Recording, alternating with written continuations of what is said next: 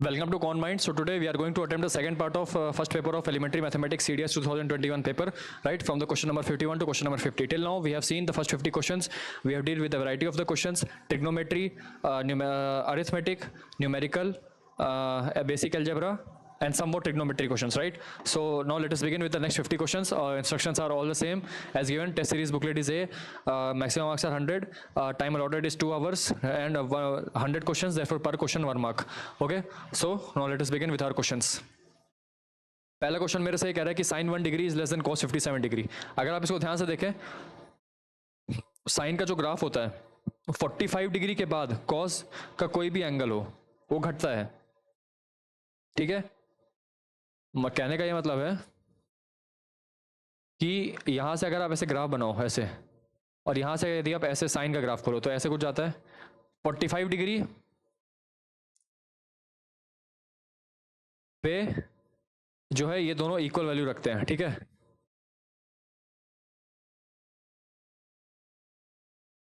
अब हमको ये देखना है कि क्या sin 1 डिग्री cos 57 डिग्री से बड़ी होती है कि नहीं.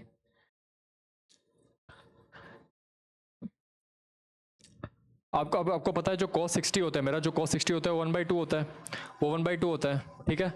अब cos 60 1/2 होता है, वो किस पे होता है? sin 30 पे. यानी कि 30 डिग्री या अगर उससे ज़्यादा का कोई एंगल दिया हो तब जाके वो हाफ से बड़ा होता है. लेकिन चूंकि हमसे बोल रखा है कि sin 1 डिग्री हाफ से छोटा है, बेसिकली अगर देखिए cos 57 जो है वो cos 60 से बड़ा है, cos 60 से वो बड़ा है. cos 60 की वैल्यू 1/2 आती है और sin 1 डिग्री की तो वैल्यू बहुत छोटी आ जाएगी, क्योंकि sin 30 डिग्री अगर sin 30 यदि 1/2 आता है तो sin 1 तो बहुत बहुत ज़्यादा 1 से छोटा आ जाएगा.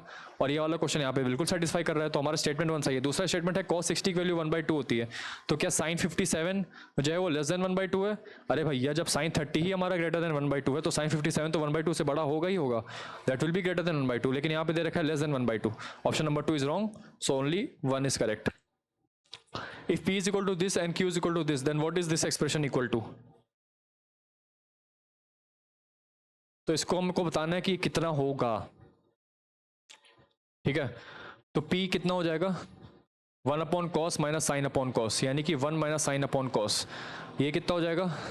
1/sin plus cos upon sign, यानी कि हो जाएगा 1 plus cos upon sign. P की वैल्यू है 1 minus sine upon cos, plus Q आपका हो जाएगा 1 plus cos upon sine into 1 minus sine upon cos minus 1. ये हो जाएगा.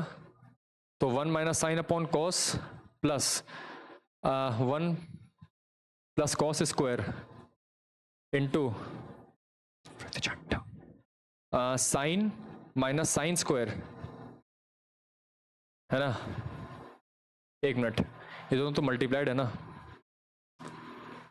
एक मिनट इसको ऐसे रहने, 1 plus cos upon sine into 1 minus sine minus cos upon cos. ठीक है.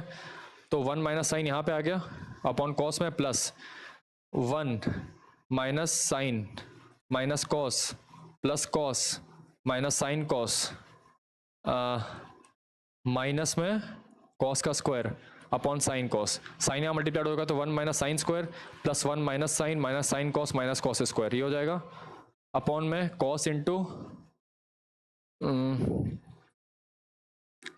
प्लस साइन कॉस हो जाएगा. ठीक है. साइन कॉस 1, ये आपका हो जाएगा 0.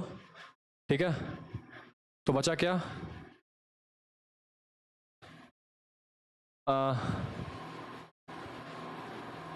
सॉरी, ये भी तो आपका एस हो जाएगा, ये आपका एस हो जाएगा बल्कि, है ना. तो ये भी कैंसिल आउट हो जाएगा. इसको एक बार फिर से देख लेते हैं, आपको कन्फ्यूजन हो जाएगी यहाँ पे. जब मैंने इस दोनों का एलसीएम लिया, एलसीएम लेने के बाद यहाँ पे क्या आ जाएगा? साइन. तो sine minus sine square plus 1 minus sine cos minus cos square upon sine cos. Minus sine square minus cos square -1 plus 1 cancel, sine cancel. तो माइनस SC अपॉन SC आ जाएगा, विच इज इक्वल टू -1. ठीक है. Next वाले पे आते हैं. If cosec theta minus cot theta is equal to m, then what is cosec theta equal to? देखिए 1 plus cot square theta cosec square theta होता है ना. तो cosec theta plus cot theta कितना आ जाएगा? 1/m. ठीक है. दोनों को ऐड करेंगे तो 2 cosec theta will be equal to m plus 1/m. Cosec theta will be equal to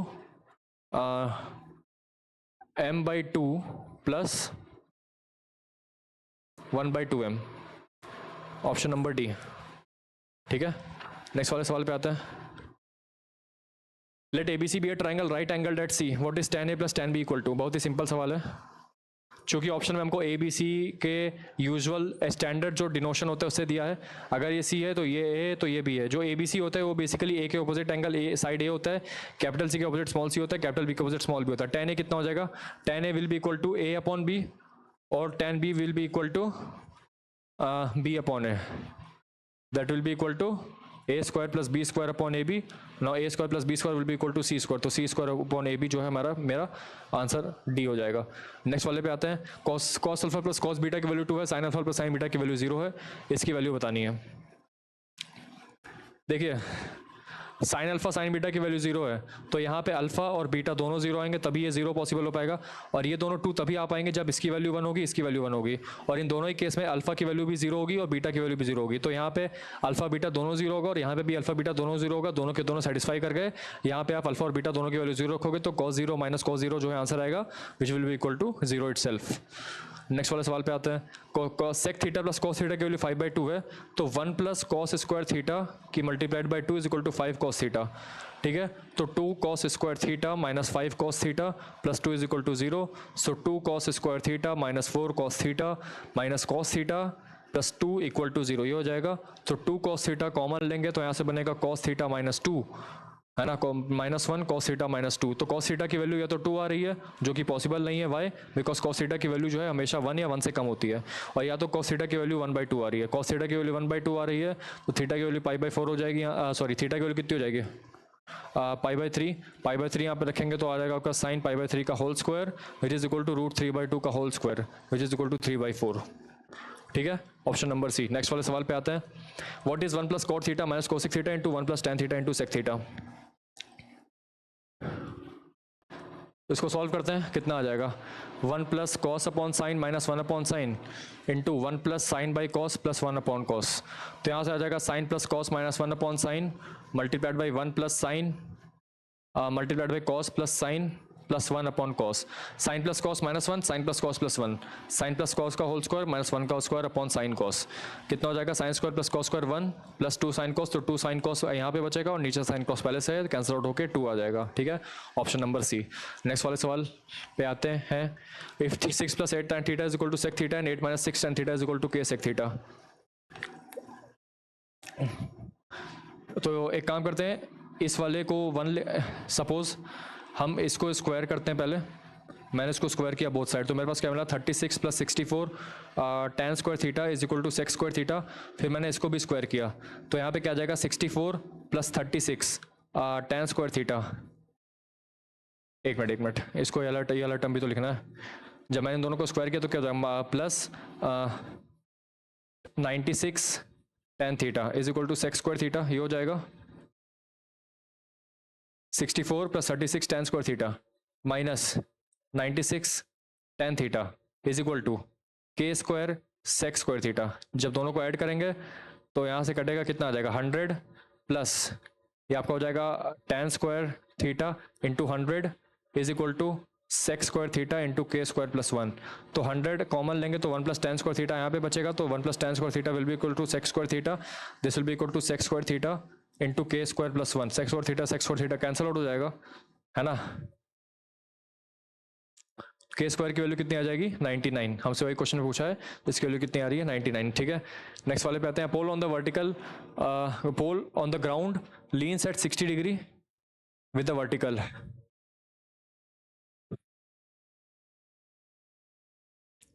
vertical है ये ग्राउंड है और ये पोल है।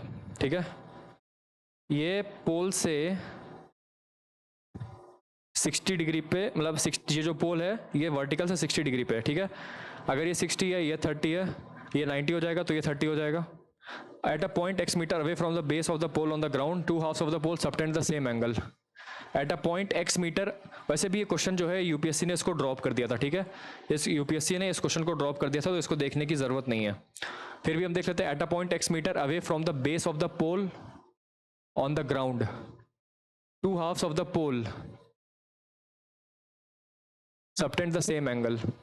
यानी कि जो दो हाफ हैं इसके वो सेम एंगल सबटेंड करेंगे, ये θ1 और ये θ2, तो θ1 is equal to θ2 if the pole and the point are in the same vertical plane. ठीक है, if the pole and the point are in the same vertical plane then what is the length of the pole. देखिए ये question drop कर दिया था, इसको करने की जरूरत नहीं है पहली बात। ठीक है, this question was dropped by UPSC. A vertical tower standing at the corner of a rectangular field subtends angle of 1645 at two nearby corners. Rectangular field है, यहाँ पे एक ऐसे टावर खड़ा हुआ है ना, किसी भी एक कॉर्नर पे, subtends angle of 60 degree and 45 degree at the two nearest corners. यानी कि यहाँ पे यहाँ से ये 60 डिग्री सबटेंड कर रहा है और यहाँ से ये इस वाले कॉर्नर पे 45 डिग्री सबटेंड कर रहा है। ठीक है, if theta is the angle that the tower subtends at the farthest corner, farthest, ठीक है, फारदेस्ट की बात कर रहा है, यानी कि ये वाला, यहाँ से ये वाला एंगल थीटा। ठीक है, तो अगर आप इसको ध्यान से देखिए, हमको कॉट थीटा निकालना है। कॉट थीटा निकालने के लिए मुझे इस डायगोनल की लेंथ चाहिए होगी, है ना। कॉट थीटा निकालने के लिए मुझे इस डायगोनल की लेंथ चाहिए होगी। वो कैसे निकालेंगे, वो हम इसकी मदद से निकालेंगे। सपोज जो मेरे पास, अगर मैं यहाँ पे लगाऊँ tan 45 will be equal to height of the tower. Suppose जो है हाइट ऑफ द टावर जो h है, ठीक है, height of the tower is h, है ना, height of the tower is h, so tan 45 will be equal to h upon length, so length will be equal to h। Now tan 30 यदि लगाएं, यहाँ से tan 30 लगाएंगे तो कितना हो जाएगा, h अपॉन बी। tan 30 होता है 1/√3 is equal to h upon B, तो यहाँ से ब्रेड्थ कितनी आ जाएगी, ब्रेड्थ आ जाएगी आपके पास h√3। Now we know that the diagonal का फॉर्मूला, जो डायगोनल का फॉर्मूला होता है वो होता है √L² + b²। √L² + b² होता है, L की वैल्यू h आ चुकी है, b की वैल्यू h/√3 आ चुकी है, तो डायगोनल कितना आ जाएगा, अंडर रूट में h² + 3h² that is equal to 2h। Diagonal की वैल्यू आ गई डायगोनल की वैल्यू हो गई 2h, यानी कि जो बेस आ गया आपका, जो बेस आ गया वो 2h आ गया। ये टावर ऐसे खड़ा है, ये वाला, ये आपका बेस हो जाएगा और ये आपका हाइपोटेन्यूज हो जाएगा। So cot theta will be equal to base upon perpendicular that is equal to 2h upon height of the tower. तो h से h कैंसल आउट हो जाएगा। ठीक है, जो आपका d जो है d, वो आपका जो डायगोनल आ जाएगा वो 3h आ जाएगा। The cot theta will be equal to base upon perpendicular. तो सॉरी देखिए यहीं पे गलती हो गई क्या, ये 60 डिग्री दिया हुआ है 60, तो यहाँ tan 60 हो जाएगा, tan 60 मतलब कि √3 हो जाएगा। तो h की वैल्यू आ जाएगी b की वैल्यू आ जाएगी h/√3 आएगी। सॉरी ये यहाँ पे गलत हो गया, b की वैल्यू जो है आपकी h/√3 आएगी। ठीक है, यहाँ पे फिर से इसको करते हैं, L की वैल्यू आ गई। अब मैं tan 60 जो है यहाँ पे, tan 60 कितना हो जाएगा, परपेंडिकुलर अपॉन ब्रेड्थ, तो यहाँ से जो आपकी ब्रेड्थ आ गई कितनी आ जाएगी, h/√3। ठीक है, तो जो आपका डायगोनल है, डायगोनल कितना आ जाएगा, √L² + b² that is equal to √h² + h²/3 √4h²/3 that is equal to 2h/√3। ये आपका डायगोनल का लेंथ आ जाएगा। ठीक है, अब कॉट थीटा आपका क्या हो जाएगा, बेस अपॉन परपेंडिकुलर, बेस क्या है मेरा डायगोनल और परपेंडिकुलर क्या है मेरा हाइट ऑफ द टावर। ठीक है, तो कॉट थीटा यहाँ से कितना हो जाएगा, d की वैल्यू कितनी है 2h/√3 और h यहाँ पहले सही है, तो 2/√3 जो मेरा करेक्ट आंसर हो जाएगा, which is option number C. ठीक है, a cone and a hemisphere have equal bases. A cone, what is the ratio of the height of the cone to the radius of the hemisphere? Equal volume है, यानी कि volume of the cone upon volume of the hemisphere, दोनों same है। Volume of the कोन कितना हो जाएगा, 1/3 पाई r²h, चूंकि they have equal basis, अगर यदि कोन और हेमिस्फीयर का बेस इक्वल है तो उनका रेडियस बराबर होगा। वॉल्यूम ऑफ द हेमिस्फीयर कितना होता है, 4/3 पाई r³। ठीक है, ये होता है r। ठीक है, 1/3 से 1/3 कैंसिल आउट हो जाएगा, पाई से पाई कैंसिल आउट हो जाएगा, b से ये कैंसिल आउट हो जाएगा, तो r²h अपॉन 4r³ की वैल्यू 1 आ जाएगी, r²h की वैल्यू 4r³ आ जाएगी, h की वैल्यू कितनी आ जाएगी, what is the ratio of the height of the cone to the radius of the hemisphere. Height of the cone h है, रेडियस 1, अगर मैं इसको लिखूं r² इंटू r, तो r को यहाँ ले आते हैं तो h/r हो जाएगा, r² से r² कैंसिल हो जाएगा, तो 4,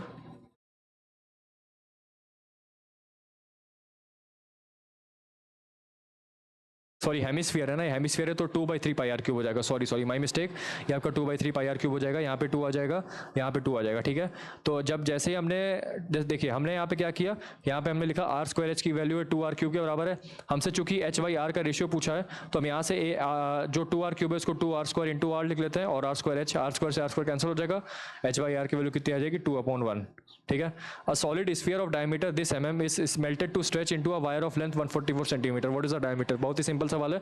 volume of the sphere will be equal to volume of the wire, ठीक है। वॉल्यूम ऑफ द स्फीयर कितना हो जाएगा 4/3 पाई आर क्यूब 30 mm का होल क्यूब, डायमीटर रेडियस हो जाएगा 30, तो 30 इंटू 30 ये mm में है, ध्यान रखिएगा, ठीक है। Pi is equal to volume of the wire यानी कि volume of the cylinder, pi into R square निकालना है, एच कितना है 144 सेंटीमीटर यानी कि 1440 mm, तो यहाँ से 10 होगा, ये यहाँ से गया, ये 4 से 36 जाएगा, ये पाई से पाई गया, आर स्क्वायर कितना आ जाएगा आपका 30 इंटू 30/36 यानी कि आर की वैल्यू कितनी आ जाएगी 30/6 यानी कि 5 क्या 5 mm, ठीक है। रेडियस कितना आ जाएगा 5 mm, डायमीटर कितना आ जाएगा 10 mm, तो 10/100 करेंगे,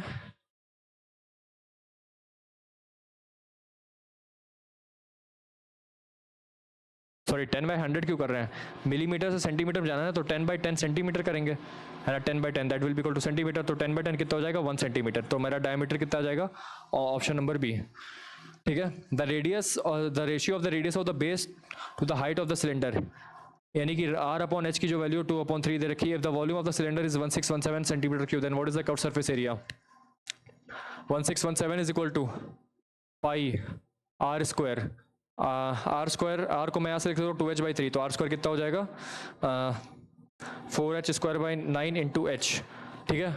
तो यहाँ से अगर मैं इसको कैंसिल आउट करूँ तो कितना हो जाएगा 63 इंटू 1617 अपॉन में 22 इंटू 4, ठीक है। अगर मैं इसको फर्दर तो ये तो तोड़ूँ तो 11 से डिवाइड करेगा, that will be equal to H cube, ये मेरा एच क्यूब आ रहेगा, ठीक है। 63 इंटू, अगर मैं इसको 11 से डिवाइड करूँ तो 11 1 सा 11 51, 11 4 जार 44 70 147 इंटू 11 अपॉन में 22 इंटू 4, ये कटेगा 2, तो हो जाएगा नीचे आ जाएगा 8, ठीक है। ये कितना आ जाएगा आपका 147, 3 मल्टीप्लाइड बाई 3 4 जार 12 27 49 इंटू 63, ये होगा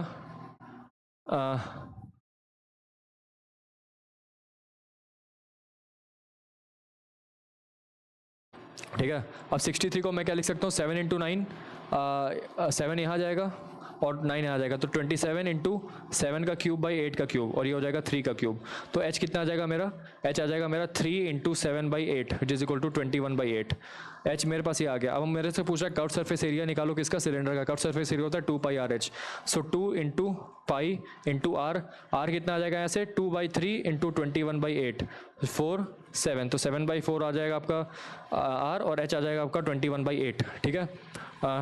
7 से 7 और 2 11,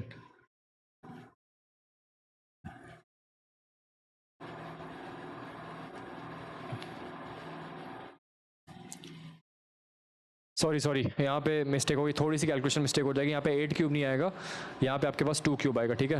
ये आपका 2 क्यूब आ जाएगा, तो h की वैल्यू यहाँ से आ जाएगी 21/2, यहाँ से 21/2 आएगी, तो 2 से 2 कैंसिल, तो 7, तो रेडियस कितना आ जाएगा आपका 7, ठीक है। रेडियस आपका आ जाएगा 7, और जो हाइट है आपकी वो कितनी आ जाएगी 3 इंटू 7/2 विच इज 21/2, तो पाई आर स्क्वायर लगाना है, तो pi are square into H 21/2, 7 से 7 कैंसिल, 2 से 11 कैंसिल, तो 77 इंटू 21 जो है मेरा आंसर आ जाएगा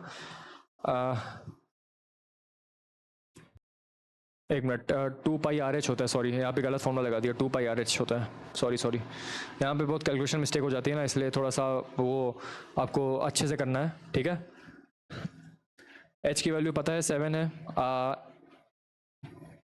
आर की वैल्यू, और एच की वैल्यू कितनी है 21/2, तो 2 पाई आर एच, इसका वैल्यू निकालना है, तो 2 इंटू 22/7 इंटू आर कितना है 7 इंटू एच कितना है 21/2, तो 22 इंटू 21 कितना हो जाएगा 462, ठीक है। आंसर विल बी 462, ठीक है। अब आते हैं इस वाले क्वेश्चन पे, इस क्वेश्चन को हम रफ में करते हैं, थोड़ा सा अच्छा क्वेश्चन है। हमसे बोल रहा है क्वेश्चन में कि the difference between the outside the inside surface area of a cylindrical, outside surface area minus inside surface area, ठीक है। और जब भी आउटसाइड और इनसाइड की बात होती है सरफेस एरिया की, तो हमेशा वहाँ पे कौन सा सरफेस लेते हैं, कर्व्ड सरफेस एरिया, ठीक है। We always take curved surface area अगर सिलेंड्रिकल है, यानी कि 2 pi capital r into small h minus 2 pi into small r into small h, that will be equal to 44। H की value दे रखी है 2 pi h, capital r minus small r की value है 44, तो यहाँ से कैंसिल आउट हो जाएगा, 7 उधर जाएगा, एच की वैल्यू ऑलरेडी 14 दे रखी है मेरे को, है ना। तो 14 बाई 7 हो जाएगा 2, तो 2 इंटू आर माइनस आर की वैल्यू कितनी हो जाएगी, 1, ठीक है। आर माइनस आर की वैल्यू हो गई 1/2। अब हम दूसरा हमसे कह रहे थे pipe is made of 99 centimetre cube of metal, यानी कि पाई कैपिटल आर यानी कि outer volume minus inner volume is equal to 99, यानी कि pi are square h minus pi small r square h is equal to 99।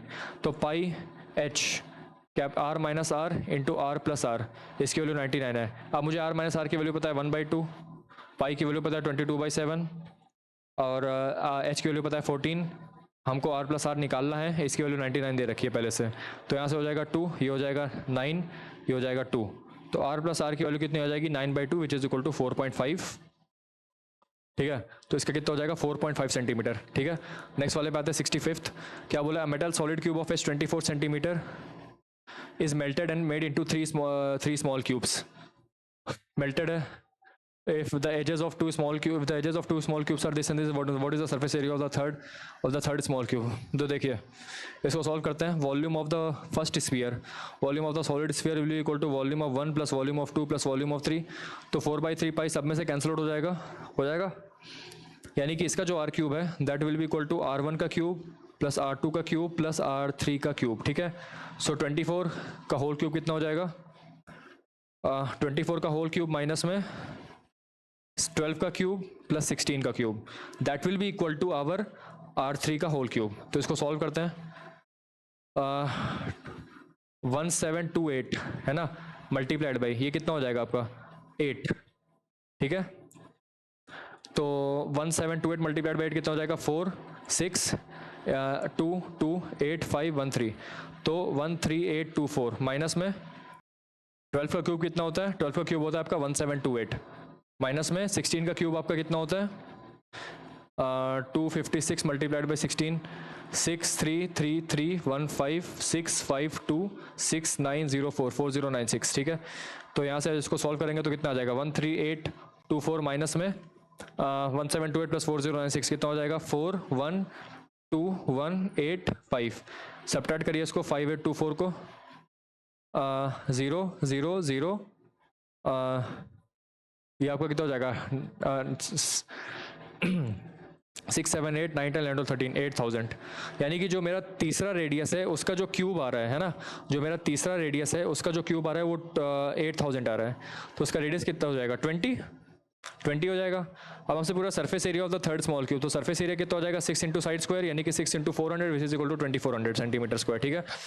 Next वाले सवाल पे आता है, a conical vessel whose internal radius is 5 centimetre, height 24 centimetre, full of water, the water is emptied into a cylindrical vessel with internal radius what, तो volume of the water कितना था conical vessel में, that was equal to 1/3 pi are square H, R square कितना हो जाएगा 25 into 24।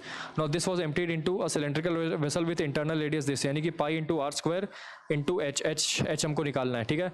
तो पाई से pi cancel हो जाएगा, यहाँ से कैंसिल होगा, यहाँ से कैंसिल होगा, यहाँ से कैंसिल होगा, तो एच की वैल्यू कितनी आ गई फाइनली 2। कहने का मतलब है कि हमने कॉनिकल वेसल में जितना पानी रखा था उसको हमने सिलेंड्रिकल वेसल में डाला, तो जितना वॉल्यूम पानी इसमें था उतना ही वॉल्यूम पानी उसी में जाएगा, तो हमने वॉल्यूम यहाँ पे कंजर्व कर दिया। A metal solid cube of side 22 centimetre melted to make a cone of height 21 centimetre, इसका वॉल्यूम कितना हो जाएगा 22 into 22 into 22, that will be equal to volume of this particular cone 1/3 pi are square हमको निकालना है, H की value 21 दे रखी है, 22/7 यहाँ से हो जाएगा, 22 से 22 कैंसिल आउट हो जाएगा, ये हो जाएगा 3 और ये कैंसिल, तो आर स्क्वायर की वैल्यू हो जाएगी 22 इंटू 22, आर की वैल्यू हो जाएगी 22 सेंटीमीटर, ठीक है। नेक्स्ट वाले सवाल पे आते हैं,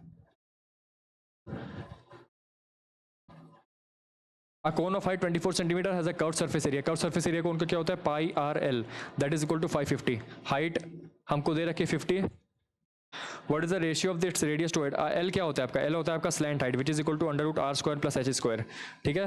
तो pi into r into under root में R square plus H square that is equal to 550। हमको क्या निकालना है? Radius, ratio of its radius to slant height, ठीक है? यदि मैं यहाँ से एच स्क्वायर कॉमन ले लूँ, कहने का मतलब है कि मुझे निकालना है ये एच की वैल्यू मुझे 24 दे रखी है, तो 22/7, 11 2 ज़ा 11 50 ज़ा, तो 2 25 ज़ा 25 उधर जाएगा तो 175, ठीक है? R under root are square plus 24 का स्क्वायर कितना हो जाता है? 576 है ना? 576 इज इक्वल टू 175, ठीक है?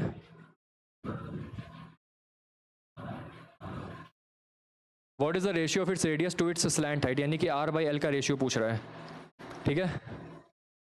आर बाई एल का रेशियो पूछ रहा है, तो यानी कि R upon under root are square plus H square का वैल्यू पूछ रहा है, ठीक है? कहने का मतलब है कि यदि मैं इसको फिर से मैनिपुलेट करूँ तो इसको मैं लिख सकता हूँ 1 upon under root 1 plus H by R का होल स्क्वायर, यानी कि मुझे एच बाई आर का रेशियो चाहिए, राइट? मुझे क्या चाहिए? एच बाई आर का रेशियो, ठीक है? एच बाई आर का रेशियो चाहिए मेरे को, कैसे मिलेगा? तो देखिए यहाँ पे एच स्क्वायर लिखते हैं, एच स्क्वायर बाहर निकालते हैं, एक minute, pi R under root are square plus H square, ये चाहिए 175, ठीक है? अगर मैं इस पूरे एक्सप्रेशन को एच से डिवाइड कर दूं, ये 24 हो जाएगा और ये एच हो जाएगा, ठीक है?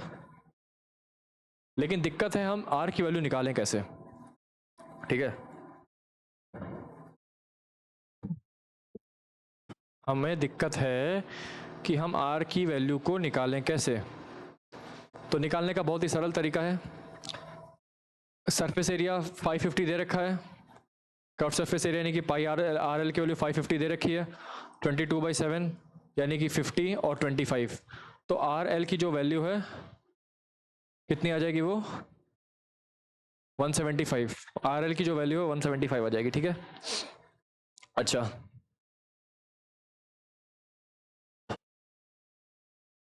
अब R under root are square plus 576 that will be equal to 175। अब इसका करेंगे स्क्वायर तो आ जाएगा R square into R square plus 576 equal to 175 का स्क्वायर, ठीक है? यहाँ से आप निकालोगे तो आर की power 4 plus 576 R square minus 175 का स्क्वायर इज इक्वल टू 0, ठीक है? तो यहाँ से आप पाइएगा, यहाँ से आप एक चीज़ पाइएगा क्या, कि जो आपका आर स्क्वायर है, जो आपका आर स्क्वायर है वो 7 निकल के आ रहा है, ठीक है? और जो है आपका आर स्क्वायर वो 7 निकल के आ रहा है, चाहे तो यहाँ पे सेटिस्फाई भी करके देख सकते हैं, 7 square 49 plus this into this minus this will be equal to 0, तो आर स्क्वायर की जो वैल्यू है 7 निकल के आ रही है। यहाँ पे इसको पुट करिए तो 1 upon under root 1 plus H square कितना है 576 और ये हो जाएगा 49, ठीक है? अपॉन 49 का स्क्वायर, ठीक है? सॉरी 7, तो 7 8 ज़ा 56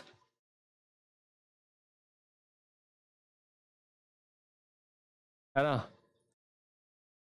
तो देखो तगड़ा है, मतलब आर की वैल्यू 7 आएगी बेसिकली, है ना? आर स्क्वायर की वैल्यू 49 आएगी, आर की वैल्यू आपके पास 7 आ जाएगी। जैसे आर की वैल्यू 7 आएगी तो यहाँ पे आप रखेंगे तो 1 अपॉन अंडर रूट 1 प्लस 24/7 का होल स्क्वायर, 7 ऊपर जाएगा तो 7 और 7 स्क्वायर प्लस 24 स्क्वायर हो जाएगा 25, यानी कि 7/25 जो है मेरा आंसर आ जाएगा इसका, option number B. A rectangular paper is 44 centimeter long. Is it, let x be the volume of the largest cylinder formed by rolling the paper along its length, y be the volume of the largest form. What is the ratio of x is to y? देखिए बहुत ही simple है, अगर rectangular sheet का paper है 44 इसकी length है 22 centimetre wide है, let X be the volume of the largest cylinder formed, ठीक है? Largest cylinder formed when it is rolled along its, यानी कि हमने इसको जब हमने इसके लेंथ के लॉन्ग रोल किया तो इसका हाइट हो जाएगा 22, और रेडियस कितना हो जाएगा, वो हो जाएगा सर्कमफ्रेंस हो जाएगा 44, तो आर की वैल्यू कितनी हो जाएगी 7, तो आर की वैल्यू 7 है, एच की वैल्यू 22 हो जाएगी, ठीक है। तो वॉल्यूम कितना हो जाएगा पाई आर स्क्वायर एच, ये हो जाएगा आपका एक्स। वाई कितना हो जाएगा when it is rolled along the width को रोल करेंगे तो 2 पाई आर आपका जो है 22 हो जाएगा, तो आर की वैल्यू कितनी हो जाएगी 1/2, तो पाई 1/4 इंटू एच कितना हो जाएगा आपका 44, है ना। X upon Y is equal to 11/2, ठीक है।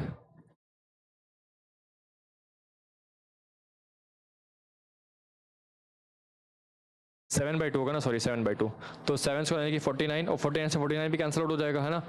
तो एक्स अपॉन वाई की वैल्यू कितनी आ गई 2/1, तो आंसर इज 2:1। नेक्स्ट वाले सवाल पे आते हैं। Hollow spherical shell is made of metal of density this gram per centimetre cube is internal external radii. तो अगर इंटरनल एक्सटर्नल रेडियाई दिया तो इसकी मदद से वॉल्यूम ऑफ द शेल निकाल सकते हैं। वॉल्यूम ऑफ द शेल कितना हो जाएगा 4/3 pi capital R cube minus small R cube, that will be equal to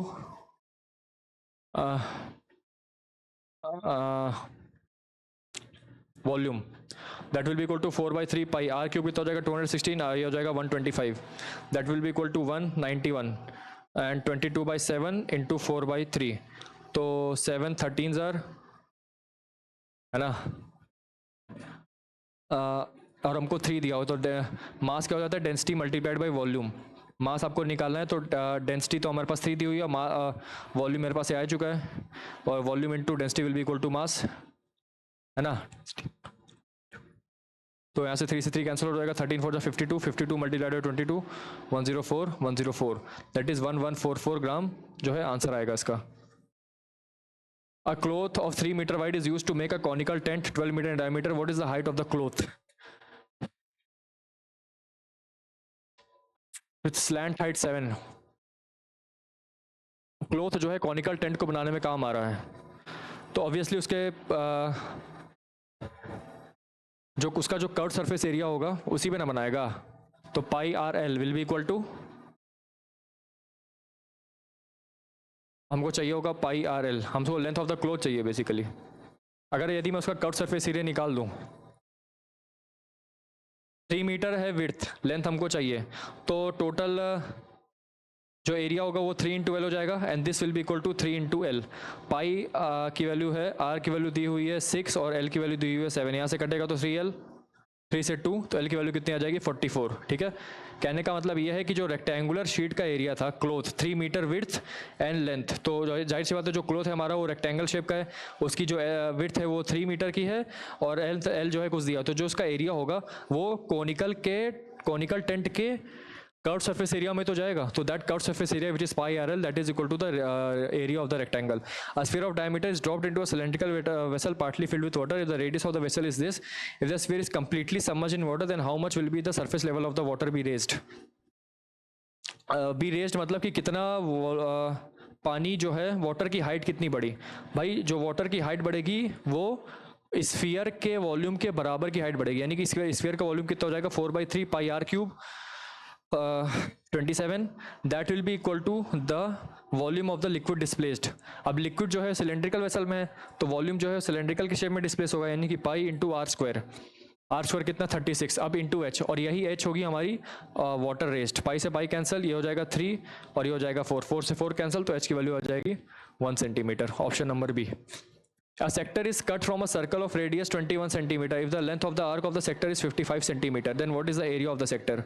देखिए ये सर्कल है, ये सेक्टर है, if the length of the arc is 55, ये हमारा 55 दे रखा है और रेडियस की वैल्यू 21 है, तो हमको पता है कि जब हमारे पास आर्क की लेंथ और ये दिया हो तो हम क्या लगाते हैं half into S R. Half S R हमारा होता है एरिया ऑफ द सेक्टर, ठीक है। पहले हाफ आर स्क्वायर थीटा होता है और हाफ एस आर भी होता है, ठीक है।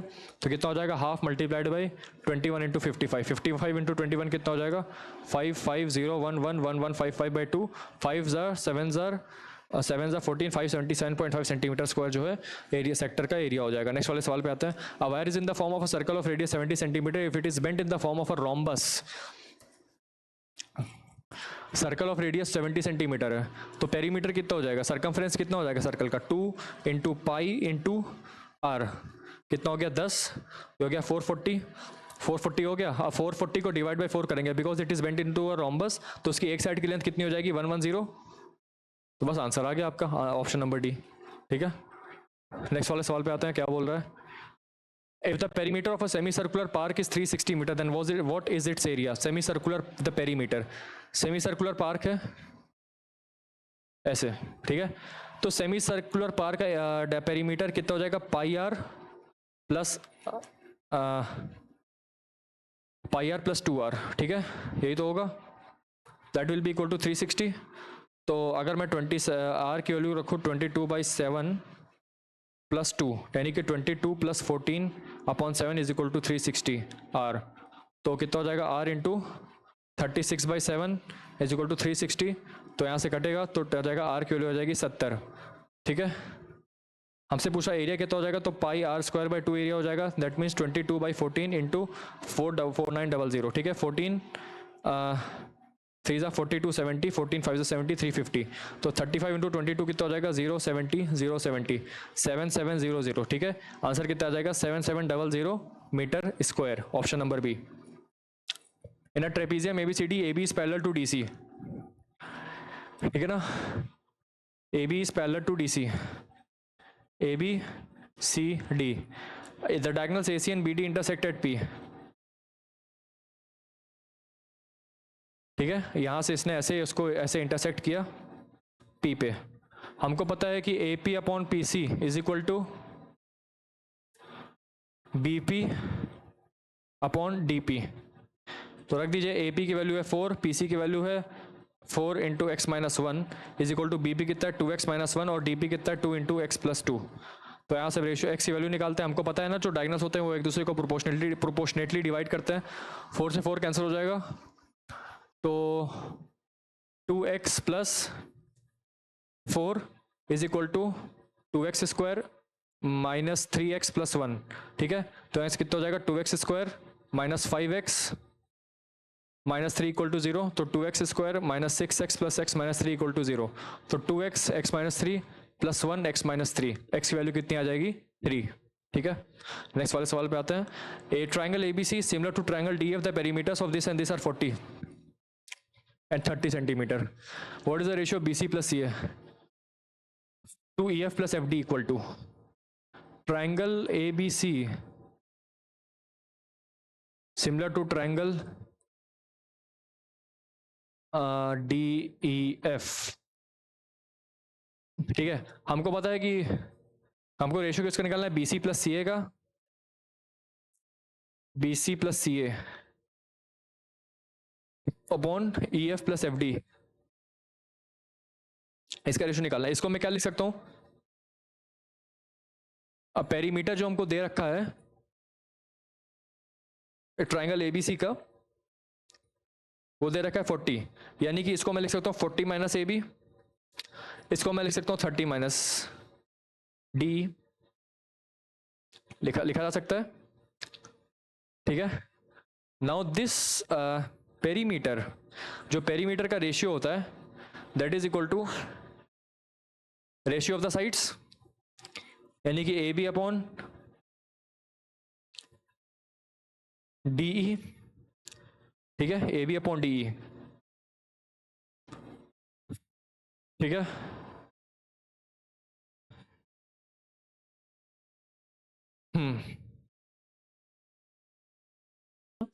या फिर इसको हम एक तरीके से और कर सकते हैं, क्या कि हमको पता है कि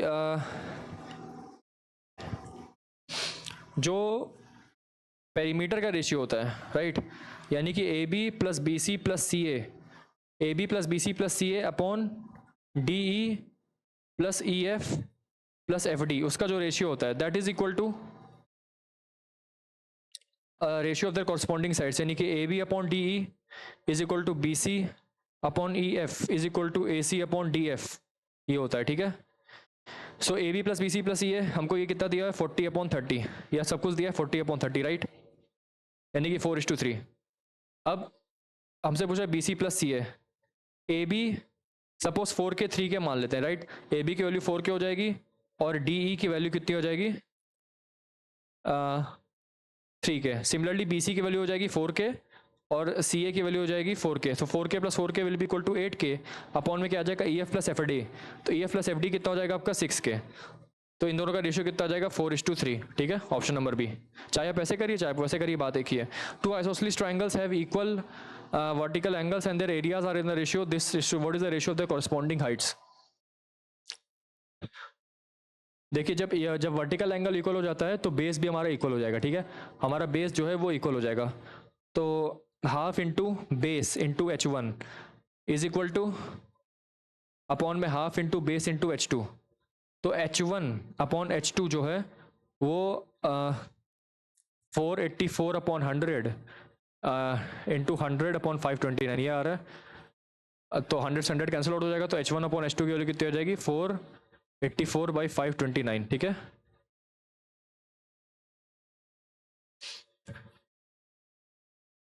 अच्छा एक बात और कि जो आपका हाइट्स एंड बेसिस का ये जो क्वेश्चन है ना, इसमें आइसोसेलेस ट्रायंगल दिया हुआ है। हमको यहाँ पे बेस इक्वल नहीं मानना था। बेसिकली हमको सिर्फ ये दे रखा है कि the vertical angles are equal. ठीक है, वर्टिकल एंगल्स आर इक्वल कहने का मतलब है कि सपोज हमारे पास ऐसे ट्रायंगल है। ठीक है, एक मिनट, हमारे पास ये ट्रायंगल है ऐसे। ठीक है, आइसोसेलेस ट्रायंगल्स हैं ABCD, है ना। दो आइसोसेलेस ट्रायंगल हैं, दोनों के अपने अपने एक अलग अलग वो हाइट्स होंगी। सपोज वर्टिकल एंगल इक्वल है तो थीटा ये दोनों इक्वल है ना। AB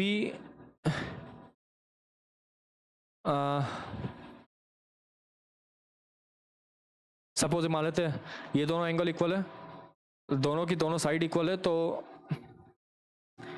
other two angles will also भी equal because the triangle are isosceles. अगर हमारे पास जो इसका वर्टिकल एंगल सेम आ गया तो जो अदर बचे हुए दो एंगल है वो भी सेम हो जाएंगे। By a similarity criteria we can say that both the triangles are similar. Why? Because the remaining these two angles of these two triangle will be also equal. ठीक है, no since they are equal H1 upon H2 जो होता है वो B1 upon B2 के बराबर आ जाएगा when the corresponding then CPCT से corresponding parts of corresponding triangles, ऐसे बोल सकते हैं। या फिर रेशियो ऑफ द साइड्स है ना B1 upon B2। No ratio of the areas क्या होता है आपको, रेशियो ऑफ द एरियाज आपको पता है क्या हो जाएगा, half H1 B1 upon half H2 B2 ये हो जाएगा। हाफ से हाफ कैंसिल आउट हो जाएगा। ठीक है, that will be equal to 484 upon 529, 484 upon 529। ठीक है, यानी कि H1 अपॉन H2 का जो होल स्क्वायर हो जाएगा because B1 upon B2 is also equal to H1 upon H2। तो यहाँ पे रख देंगे तो that will be equal to 484 upon 529। So H1 upon H2 will be equal to 24 नहीं 22 अपॉन 23। 22 अपॉन 23 जो है इसका करेक्ट आंसर आ जाएगा। ABC is a triangle right angle at A and AD is perpendicular to BC। Repeated question है, बार बार यही सवाल आता है। ठीक है, राइट एंगल एट A है, यहाँ पे B हो जाएगा, यहाँ पे C हो जाएगा, और AD is perpendicular to BC। VD is equal to 8 and DC is equal to 12.5। Then what is AD? हमको पता है डायरेक्ट रिलेशन होता है AD square is equal to BD into DC, है ना। तो AD स्क्वायर क्या हो जाएगा आपका, AD square will be equal to BD कितना है 8 और DC कितना है 125/10। तो इसका अंडर रूट निकालना है, कितना हो जाएगा 4 2s are 8, 4 5s are 10, 5 25 यानी कि अंडर रूट 50। सॉरी एक मिनट, 8 इंटू 125/10 हो जाएगा ना। तो 2s are 4s are 25s तो रूट 100 आ रहा है which is equal to root 10 is the answer. The surface area of a cube is equal to that of a sphere, यानी कि surface area of the cube 4x is the volume of the cube and y is the volume of the sphere. What is x square upon y square? इसकी छड़ी है x जो है x upon y का whole square कितना हो जाएगा, volume of the cube. एक minute, surface area of a cube क्या हो जाएगा 6 का साइड स्क्वायर, 6 का सपोज उसकी एज लेंथ है वो a है तो 6a square will be equal to that of a sphere. Sphere का सपोज s है। ठीक है, तो कितना हो जाएगा 4 पाई b स्क्वायर ये हो जाएगा। No we can say that volume of the cube will be equal to a cube and volume of the sphere will be equal to 4/3 pi b cube, ठीक है। तो यहाँ से आपके पास कितना आ जाएगा, अगर मैं x square upon y square निकालूंगा तो बेसिकली इसका होल स्क्वायर करना पड़ेगा। कितना आ जाएगा ये 9/16 pi square a to the power 6 upon b to the power 6, यानी कि a square upon b square का होल क्यूब। यहाँ से a square upon b square कितना आ जाएगा 4 पाई अपॉन 6 का होल क्यूब, ठीक है।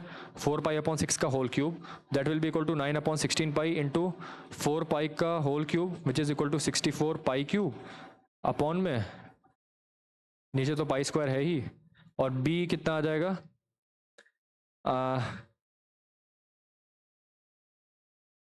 ये हो जाएगा 216, तो पाई स्क्वायर से कटा पाई और ये हो जाएगा 4, 9, 36, 14,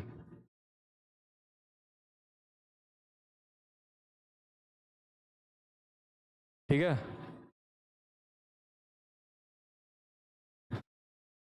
अच्छा एक काम करते हैं, इसको रफ में करते हैं ताकि आपको अच्छे से समझ में आए। क्वेश्चन में हमसे बोला कि surface area of a cube of side A, मतलब साइड ए हमने एज्यूम किया that is of a sphere B, sphere का साइड बी है ना, यानी कि इन दोनों का जो है सरफेस एरिया बराबर है। सरफेस एरिया क्यूब का क्या होता है 6a स्क्वायर, और surface area of the sphere का कितना हो जाएगा, surface area of the sphere कितना हो जाएगा 4 पाई बी स्क्वायर, ये हो जाएगा, ठीक है। तो x वॉल्यूम है किसका, क्यूब का, this is a cube. y volume है किसका, स्फीयर का, यानी कि 4/3 पाई बी क्यूब। मुझे चाहिए x square upon y square, यानी कि a to the power 6 divided by 16 upon 9 pi square b to the power 6, 9 ऊपर जाएगा तो 9/16 pi square a upon B,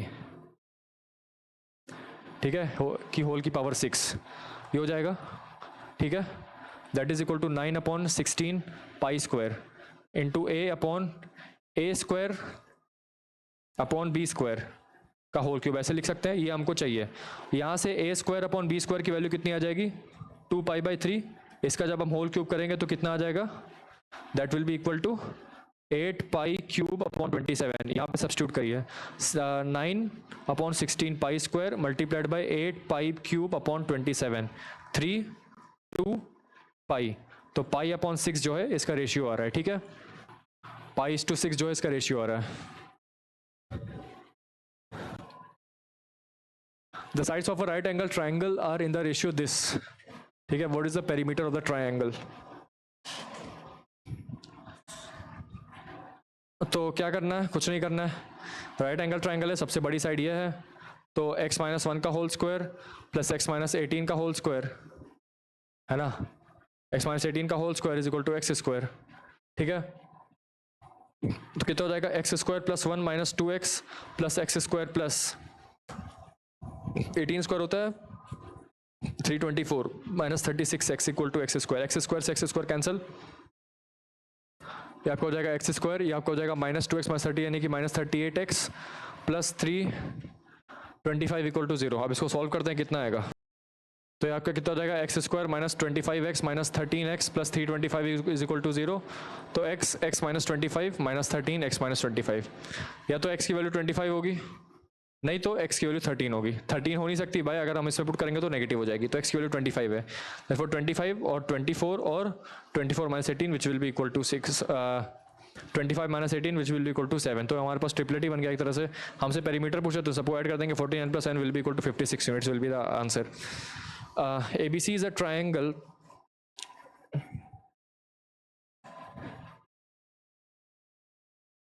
एक काम करते हैं, इस क्वेश्चन को रफ में करते हैं, ठीक है। हमसे क्वेश्चन में बोल रहा है कि ABC जो है ट्राइंगल है right angled at B, right angled at B यहाँ पे, है ना, लेट M और ये A है और ये C है, let M and N be 2 points on AB such that AM is equal to MN। Suppose ये M है, M जो है AB पे है और N भी AB पे है, ठीक है, तो AM is equal to MN is equal to MB. Let P and Q be 2 points on AC such that PM is parallel to QN. Let P and Q be 2 points on AC such that PM and QN is parallel to Q N, एक मिनट क्या बोला है, let P N Q be 2 points on A C such that P M is parallel to Q N, यानी कि P M जो है वो मेरा क्यू एन के पैरेलल होना चाहिए और Q N is parallel to C B, यानी कि ऐसा होना चाहिए। If B C is equal to 12 centimeter, इसकी वैल्यू 12 दे रखी हुई है, ठीक है। Then what is the value of P M plus Q N, हमको पता है कि अगर कुछ ऐसा केस दे के रखा होता है तो हम क्या बोलते हैं, बेसिक प्रोपोर्शनैलिटी थ्योरम या थियरम्स थ्योरम से हम क्या बोल सकते हैं कि A B upon B C, जो हमारा A B upon B C होता है वो आपका क्या हो जाएगा, A N upon N Q that is equal to A M upon M P, ऐसा बोला जा सकता है या फिर ऐसा बोल दिया। तो देखिए ए बी क्या हो जाएगा आपका 3 टाइम्स ए एम, हमसे बेसिकली पूछा हुआ है, क्वेश्चन में पूछा है कि P M plus Q N की वैल्यू बताओ, P M plus Q N की वैल्यू बताओ क्या होगी। तो अब ए बी को आप लिख सकते हो 3 times A M upon B C को क्या लिखा जा सकता है, बी सी एम को रखा हुआ है 12, ठीक है। That is equal to A N क्या हो जाएगा आपका 2 टाइम्स ए एम आपका हो जाएगा 2 times A M upon N Q is equal to A M आपको वही है और एम पी आपको वैसे ही दे के रखा हुआ है, ठीक है। तो ए एम से एम कैंसिल हो जाएगा, तो 1/4 is equal to 2 N Q is equal to 1 M P, ठीक है। एन क्यू की वैल्यू आ जाएगी यहाँ से कितनी, एन क्यू की वैल्यू आ जाएगी आपके पास 8 और एम पी की वैल्यू आ जाएगी 4, ठीक है। तो हमसे क्या पूछ रहा था, M P plus N Q की वैल्यू बताओ, कितनी आ जाएगी वैल्यू 12, ठीक है। नेक्स्ट वाले पे आता है, A B and C D are the diameters of a circle which intersect at P, ठीक है, विच इंटरसेक्ट एट पी, ठीक है।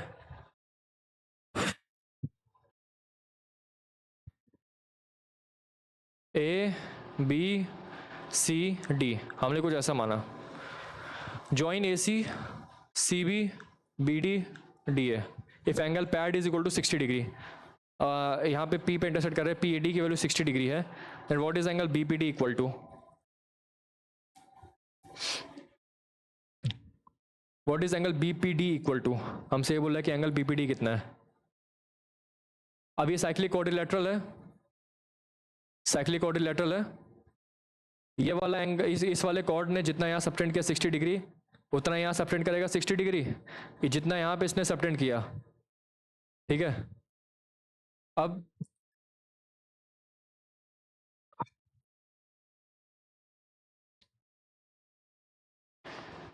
ये एंगल 90 डिग्री होगा, ये एंगल 90 बिकॉज ये डायमीटर है मेरा, ये मेरा डायमीटर है, तो 90 और 60 ये कितना हो जाएगा आपका 30, ये आपका 30 हो गया, राइट। अच्छा अगर ये 30 है, ये वाला कॉर्ड यहाँ पे 30 सबटेंड कर रहा है, तो ये वाला कॉर्ड यहाँ पे भी 30 सबटेंड करेगा, ये वाला पूरा 90 हो गया, हो गया, ये भी आपका 60 हो जाएगा। अब ये 90 हो गया, हमको ये वाला एंगल निकालना है, ध्यान रखिएगा। अगर ये 90 हो गया 60 हो गया तो ये वाला एंगल कितना हो जाएगा 30, ये पूरा एंगल 90 है, तो ठीक है। अब ये दोनों 30 हो गए, ये दोनों 30 हो गए, तो ये बचा कितना एंगल हो जाएगा 180 minus 30, 180 minus 30 that will be equal to 120 degree, ठीक है। 180 माइनस 30 इंटू 2, ये दोनों, ये 30 है, ये 30 है, तो ये कितना हो जाएगा 180 माइनस 60, 120 डिग्री, ठीक है। An equilateral triangle ABC and a scalene triangle DBC are inscribed in a circle on the same side of the arc. What is the angle DBC equal to? देखिए सर्कल में triangle ABC और triangle और DBC में inscribed है, ये हमारा equilateral triangle हो जाएगा, और सपोज DBC जो है हो जाएगा on the same side of the arc. What is angle BDC equal to 60 degree. देखिए ये वाला जो मेरा कॉर्ड है, ठीक है ना, the angle subtended by the chord, angle subtended by the same chord at any point of the circumference the same, यानी कि ये वाला कॉर्ड यहाँ पे एंगल, देखिए ये चूंकि इक्विलेटरल ट्रायंगल है तो 60 डिग्री होता है, तो ये वाला कॉर्ड जो यहाँ पे एंगल बना रहा है वही सेम वाला कॉर्ड यहाँ पे एंगल बनाएगा which is equal to 60 degree, ठीक है। यहाँ पे भी वही एंगल बनाएगा, चाहे यहाँ पे हो चाहे यहाँ पे हो, कहीं पे भी हो एंगल 60 डिग्री ही होना है, ठीक है। Angle subtended by the chord on any point on the circumference is equal on the same side, basically on the same side of the arc, ठीक है। तो इसका आंसर कितना हो जाएगा 60 degree. The sides of a triangle ABC are 4, 6 and 8 centimeter with the vertices of the triangle as centres. देखिए इस question को रफ में करते हैं, ठीक है। हमसे क्वेश्चन में ये बोल रहा है कि इक्विलेटरल ट्रायंगल मतलब एक sides of a triangle ABC are 4, 6 and 8 centimeter, ठीक है, with the vertices of the triangle as centres. Triangle है, सपोज मैंने ट्रायंगल को मान लिया कि सपोज कुछ ट्रायंगल है ऐसे, है ना, कुछ ट्रायंगल ये ऐसे बन रहा है, ठीक है। हमने मान लिया कि with the vertices of the triangle centres 3 circles are drawn touching each other. यहाँ से मैंने इसको बनाया तो एक सर्कल ने इसको ऐसे टच किया, फिर दूसरे वाले सर्कल ने इसको ऐसे टच किया, और तीसरे वाले सर्कल ने इन दोनों को ऐसे टच किया विद द सेंटर दिस, ठीक है। अब ठीक है, now what is the sum of the radii of the 3 circles? suppose ये वाली साइड आपकी 4 की है ना, ये आपकी 4 की है, ठीक है, ये वाली साइड आपकी 8 की है, और ये वाली साइड आपकी 6 की है, ठीक है। अगर मैं इस लेंथ को x मानता हूं, अगर मैं इस लेंथ को x मानता हूं तो ये 4 - x हो जाएगी, हो जाएगी।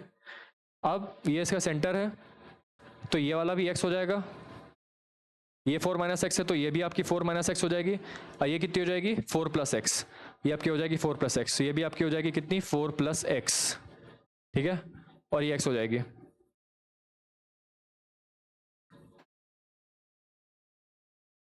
ठीक है। अब ये x है तो ये 6 - x हो जाएगी, है ना, ये वाली लेंथ 6 - अब ये देखिए ये आपकी 4 + x भी है और ये 6 - x भी है, तो 4 + x will be equal to 6 - x, ठीक है, ठीक है। तो 4 + x की जो वैल्यू है 6 - x के बराबर हो जाएगी, बिकॉज इस वाले सर्कल का रेडियस ये भी है 6 - x और 4 + x भी है, तो कितना हो जाएगा यहाँ से 2x = 2, तो x की वैल्यू कितनी हो जाएगी 1।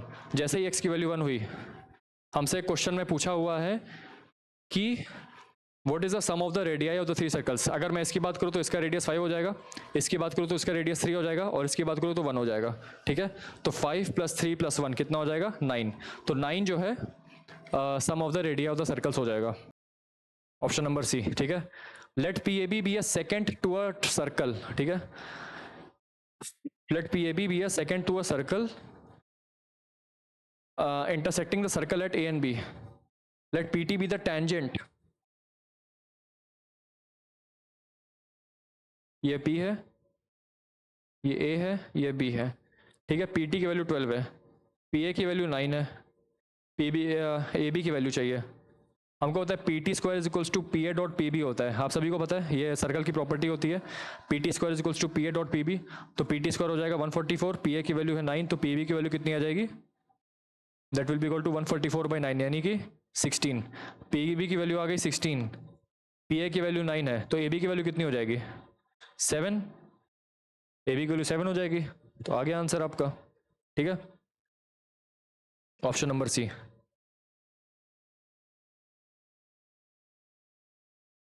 If the perimeter of a right angle triangle is 30 centimeter and the hypotenuse is 13 centimeter, what is the area of the triangle?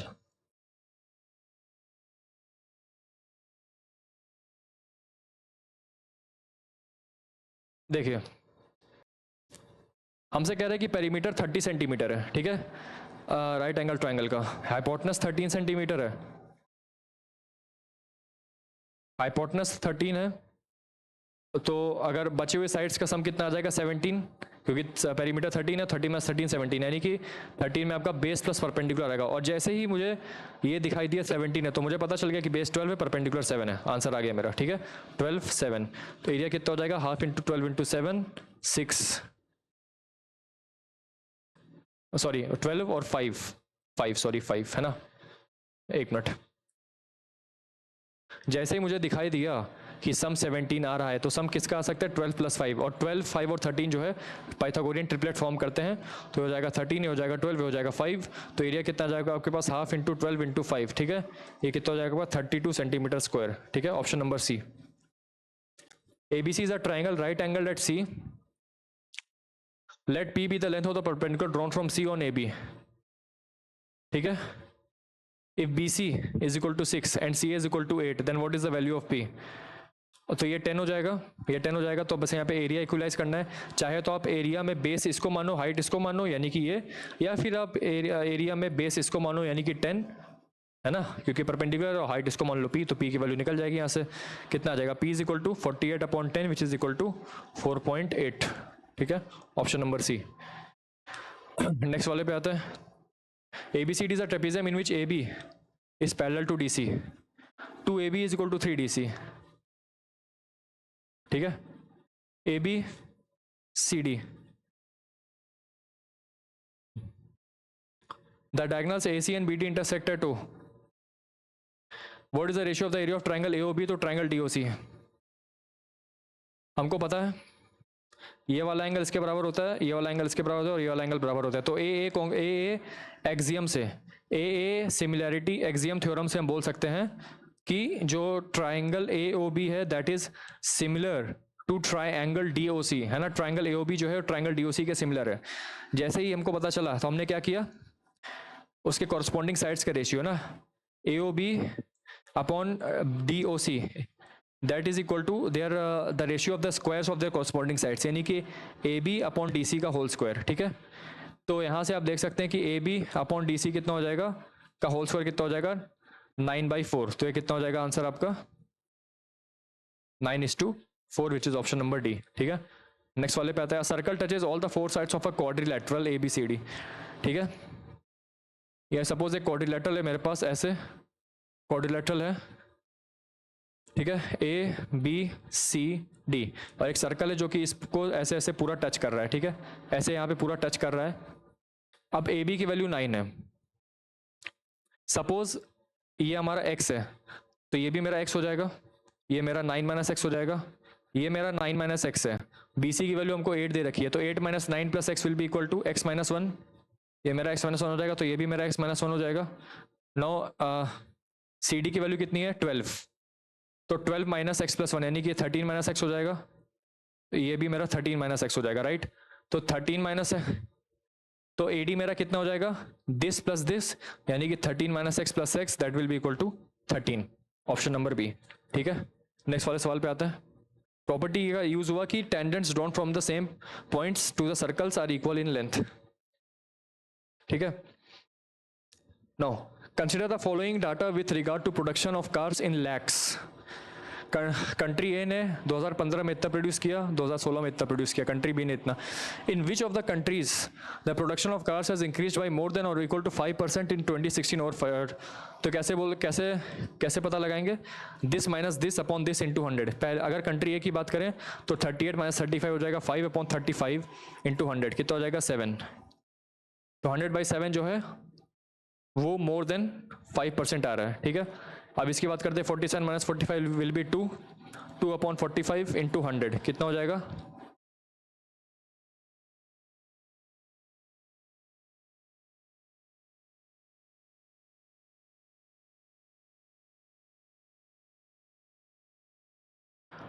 इस विल बी इक्वल टू 59 520, यानी कि 40/9। अब ये 40/9 जो है वो लेस देन 5% आ रहा है, सीधे सीधे दिख रहा है, क्योंकि ये वैल्यू कितनी आ जाएगी, 4 पॉइंट समथिंग कुछ आएगी। तो कंट्री बी नहीं होगा, कंट्री ए होगा। ठीक है, अब कंट्री सी की बात करें तो कितना हो जाएगा, 93 - 88 हो जाएगा, 5/88 into 100 that is equal to 500/88 which is greater than 5% obviously. तो हमारा कंट्री सी हो जाएगा। कंट्री डी की बात करें, डी की बात कर ले तो 17 ये हो जाएगा, 4/75 इंटू 100, तो 400/75 कितना हो जाएगा, ये 25 3 25 16, और 16/3 कितना हो जाएगा, ग्रेटेस्ट ग्रेटर देन 5, यानी कि कंट्री डी भी होगा। अब कंट्री ई की बात कर ले तो कितना हो जाएगा, 60.9 - 58 कितना हो जाएगा, 1.9 सॉरी 2.9 बेसिकली 2.9/58 इंटू 100, तो 29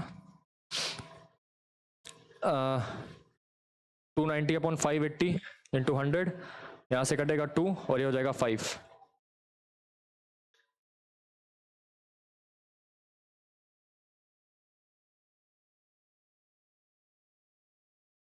ठीक है,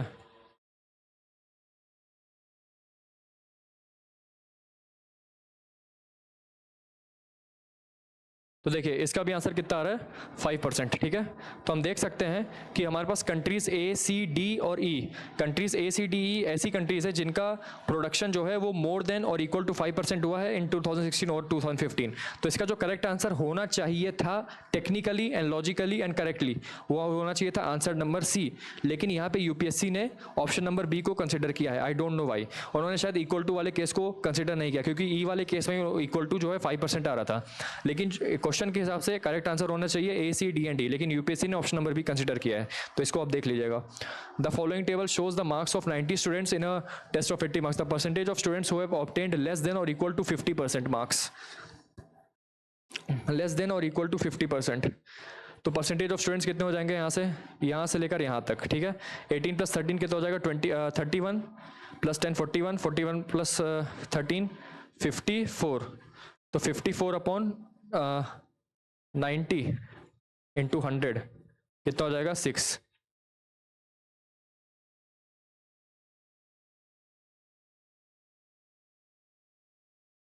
अच्छा सॉरी 50% मार्क्स बोला है ना, टोटल मार्क्स कितना है 80, तो इसका 50% कितना हो जाएगा 40, यानी कि उतने स्टूडेंट्स जो लेस देन इक्वल टू 40 हैं, यानी कि सिर्फ इसका 80 नहीं कंसिडर करना है, ठीक है।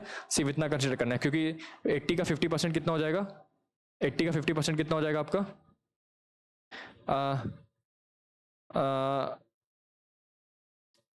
40, यानी कि 40 या 40 से कम लाने वाले बच्चे इतने हैं, कितने हो जाएंगे 13 26 36। तो 36 अपॉन टोटल स्टूडेंट्स 90 है इंटू 100, तो 9 4 जा 36, दैट इज इक्वल टू 40%, ठीक है। Answer number B. नेक्स्ट वाले पे आते हैं। What is the median of the following data. इसको पहले इंक्रीजिंग ऑर्डर में अरेंज करते हैं, तो -1 फिर 2 फिर 2 फिर 3 फिर 6 फिर 8 फिर 9। तो मीडियन कितना हो जाएगा 3, क्योंकि ये सबसे मिडिल वाली वैल्यू है, right. What is the arithmetic mean of the first 10 composite numbers. First 10 composite numbers कौन कौन से हो जाएंगे मेरे पास 4 6, ठीक है। 4 6 7 नहीं होगा, 8 होगा, 9 होगा, 10 होगा, 11 12 13 14 15 16 18, है ना, 5 6 7 8 9 10, के 10 नंबर हो गए मेरे पास। तो हमसे पूरा अरिथमेटिक मीन बता दो इसका। ये हो जाएगा 10, ये हो जाएगा आपका 27 37 47 49 59 63 73 78 88 94 94 प्लस 18 कितना हो जाएगा 112 by 10, that is equal to 11.2 जो है मेरा, with that will be the answer, ठीक है। The marks obtained by 5 students are this. Later on 5 grace marks are added to it. What is the average marks of the revised marks of the students? ठीक है। तो इसका सम कितना हो जाएगा 48, इसका सम कितना हो जाएगा 67 26 3 93 32 5 125। अब सबको 5 मार्क्स दिए, तो टोटल 5 स्टूडेंट है, सबको 5 मिले, तो और कितना ऐड हुआ 25 150 हो जाएगा। तो 150 अपॉन 5 30 जो है नया एवरेज आ जाएगा। पुराना एवरेज क्या था 25, अब क्या आ जाएगा 30, ठीक है। अब देखिए इस वाले क्वेश्चन को समझने के लिए हम इसको रफ में सॉल्व करते हैं, ठीक है। हमसे क्वेश्चन में बोल रहा है कि let P be the mean of M observations, ठीक है। Let P be the mean of M observations, तो सम टोटल कितना हो जाएगा sum 1 is equal to P M and Q be the mean of M observations, Q be the mean of N observations. तो sum 2 कितना हो जाएगा मेरा Q N. Total sum कितना हो जाएगा if combined mean of M plus N observation is C. Combined mean मतलब कि इसका sum plus sum 1 plus sum 2 upon M plus N, ठीक है, that is equal to P M plus Q N upon M plus N, that is equal to C. ये मेरा है combined सम, ठीक है। कंबाइंड सम नहीं, कंबाइंड मीन, ठीक है। तो हमसे पूछ रहा है क्वेश्चन में कि which of the following is correct. पहला स्टेटमेंट है C less than equal to P, दूसरा है C greater than equal to Q, तीसरा है C between P and Q, और चौथा है C between Q and P। तो इसको कैलकुलेट करते हैं, ठीक है। अच्छा, एक कंडीशन हमको दे रखी है यहाँ पे क्या कि P जो है less than equal to Q है। तो मैं एक चीज़ मान सकता हूँ क्या कि Q को मैं P प्लस K लिख सकता हूँ, क्योंकि Q जो है P से बड़ा है, तो मैं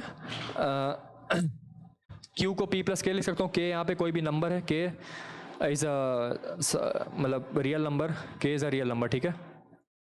positive not negative. Okay, so Q is equal to P plus के.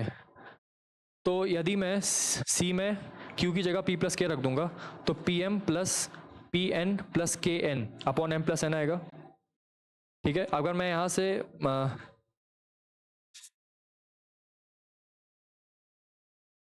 P कॉमन ले लूंगा तो M प्लस N आएगा अपॉन M प्लस N यहाँ पे, और plus KN upon M plus N that is equal to C. तो P plus KN upon M plus N that is equal to C. अब चूंकि हमको पता है कि K एक पॉजिटिव नंबर है, N एक पॉजिटिव नंबर है और M प्लस N भी एक पॉजिटिव नंबर है. तो P में अगर आप कुछ ऐड करोगे पॉजिटिव तो जाहिर सी बात है जो भी वो क्वांटिटी होगी वो P से बड़ी हो जाएगी. तो यहाँ से हम ये कंक्लूड कर सकते हैं कि जो C है वो हमारा greater than equal to P हो जाएगा. पहला कंक्लूजन. दूसरा, अब दूसरे केस में मैं क्या लिख सकता हूँ, P को मैं लिख सकता हूँ Q माइनस के. P को मैं लिख सकता हूँ Q माइनस के. क्यों? क्योंकि वो K जो है एक पॉजिटिव रियल नंबर है. K जो है एक पॉजिटिव रियल नंबर है. P जो है Q से छोटा है, तो मैं इसको ऐसे भी लिख सकता हूँ. अब मैं P को यहाँ सब्स्टिट्यूट कर दूंगा किससे, C से. C is equal to Q M minus K M plus Q N upon M plus N. ये हो जाएगा.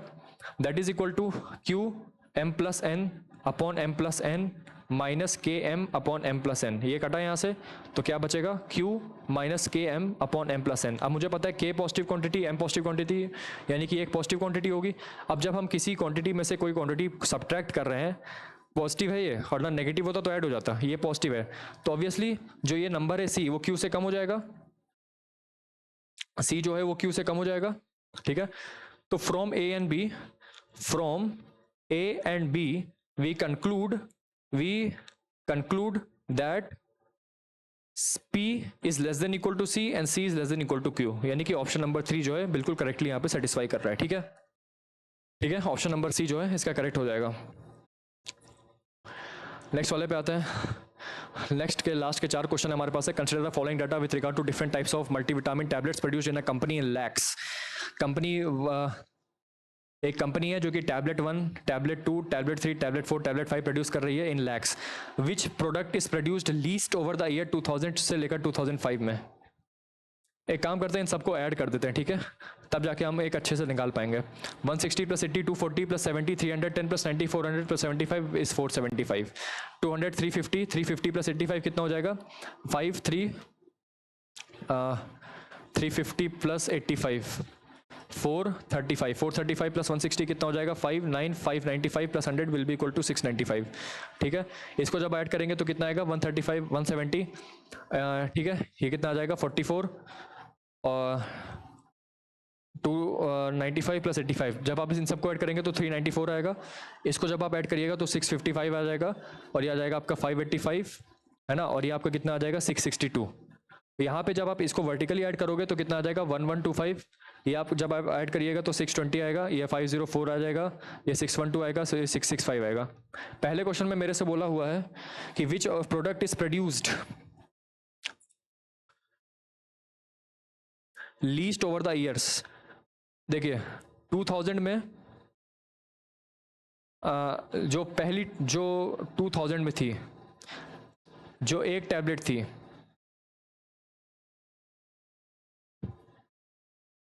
टाइप 3 की जो टैबलेट्स थी उसी 504 प्रोड्यूस हुई, जो कि इन सब में सबसे कम है ना. तो 2000 से लेकर 2005 में सबसे कम प्रोड्यूस होने वाली टैबलेट कौन सी थी, टैबलेट नंबर 3, जो कि सिर्फ 504 प्रोड्यूस हुई. बाकी सब की सब टैबलेट्स एटलीस्ट कुछ ज़्यादा प्रोड्यूस हुई. ठीक है, तो इसका आंसर कितना हो जाएगा, टाइप 3. नेक्स्ट वाले सवाल पे आते हैं. In which of the following pairs of years the difference in total number of tablets produced between them is minimum. The difference in the total number of tablets, मेरे पास कौन कौन सा कॉम्बिनेशन दिया, 3 5 1 5 3 4 और 0 2. तो 3 5 पहले निकाल लेते हैं. 2003 में टोटल टैबलेट्स कितनी प्रोड्यूस हुई, 655. ठीक है, और 2005 में कितनी प्रोड्यूस हुई, 662. तो इसका मिनिमम कितना हो जाएगा, 70. यानी कि सिर्फ 7 टैबलेट हुई। मतलब मेरे को तो मिनिमम सबसे ज़्यादा यही लग रहा है, मेरे को तो सबसे ज़्यादा मिनिमम यही लग रहा है। 2001 से 2005 के बीच में देखिए तो 662 और 695 बहुत ज़्यादा डिफरेंस हो जाएगा। फिर आप 2003 से 2004 में देखिए तो 655 585 बहुत ज़्यादा डिफरेंस हो जाएगा ये तो। और फिर 2000 से 2002 में आप देखिए तो 475 394 ये भी ज़्यादा डिफरेंस हो। तो सिर्फ जो पहला ऑप्शन ही हमारा, जो पहला ऑप्शन है 2003 से 2005, उसी में हमारे पास minimum number of tablets produce हुई हैं। The ratio of the percentage drop and total production in 2004 compare to 2001, percentage drop 2004 में कितना हुआ 585, 2001 में कितना था 695, तो 695 माइनस सॉरी 2004 में कितना था 585 माइनस 695 अपॉन 695, इसका रेशियो किससे लेना है डेट इन 2000 कंपेयर टू 2001। 2001 में 475 ड्रॉप हुआ था, माइनस में ये कितना था 695 अपॉन में 695, यहाँ से कैंसिल आउट हो जाएगा 585, ये कितना हो जाएगा माइनस 110 अपॉन में ये कितना हो जाएगा माइनस 120, एक minute minus 220 basically, minus minus cancel हो जाएगा तो 1:2 जो है मेरा करेक्ट आंसर आ जाएगा। ठीक है, नेक्स्ट वाले पे आते हैं। In which year the production of type 1 is more than sum of the production of type 3 and type 4? Type 3 and type 4. Production of type 1 in which year is more than combined type 3 and type 4? 2001 में देखें तो 160 आ रहा है और इसमें 160 आ रहा है, तो दोनों बराबर हो गए। 2002 में देखें तो 135 आ रहा है और ये कितना आ रहा है 139, ये तो नहीं आएगा। 2003 की बात करें तो 240 आ रहा है और ये कितना आ रहा है 8200, तो यहाँ पे जो है 240 200 को डोमिनेट कर गया, तो इसका आंसर कितना हो जाएगा 2003। तो इसी के साथ हम यहाँ पे 2021 के फर्स्ट पेपर का सीडीएस एलिमेंट्री मैथमेटिक्स का सेकंड पार्ट कंप्लीट करते हैं। यहाँ पे हमने बहुत वैरायटी ऑफ क्वेश्चन से डील किया। यहाँ पे हमने बहुत सारे बॉक्सेस, जो कि ये वाला क्वेश्चन आप देख सकते हैं, यहाँ पे बॉक्सेस वाले क्वेश्चन बहुत सारे आ गए। ठीक है, इसमें थोड़ा टाइम लगता है। फिर ज्योमेट्री का, मेंसुरेशन का, ट्रिग्नोमेट्री का बहुत सारे क्वेश्चन हमने यहाँ पे सॉल्व किए हैं। इसको आप अच्छे से गो थ्रू करिए। जिस भी प्रॉब्लम में आपको थोड़ी सी भी दिक्कत आ रही है वहाँ पे उसको आप पॉज करके देखिए, नहीं समझ में आ रहा आप स्टेप्स को ध्यान से देखिए, हर एक स्टेप को अच्छे से एक्सप्लेन किया गया है, अच्छे से एनालिसिस करिए, अपने फॉर्मूलाज को टिप्स पे रखिए। कोन, स्फीयर, सिलेंडर है ना, क्यूब, क्यूबॉइड, जितना भी है, जितने भी 3D फिगर्स हैं, जितना भी rectangle, trapezium, cyclic coordinator, cyclic trapezium, isosceles trapezium, parallelogram, rhombus, square, ये सब जितना भी है, सर्कल, ये सब में इस सब के फॉर्मुलाज आपको टिप्स से होने चाहिए। इनकी बेसिक प्रॉपर्टीज आपको याद होनी चाहिए, जिससे कि आप एग्जाम में फास्टली कैलकुलेशन को अप्रोच कर सके। हमारा गोल है नंबर ऑफ क्वेश्चंस को मैक्सिमाइज करना, और किसी क्वेश्चन पे यदि स्टक हो जाए तो 2 बार से ज़्यादा नहीं करना है, आगे बढ़ना है। ठीक है, तो thank you and have a nice day.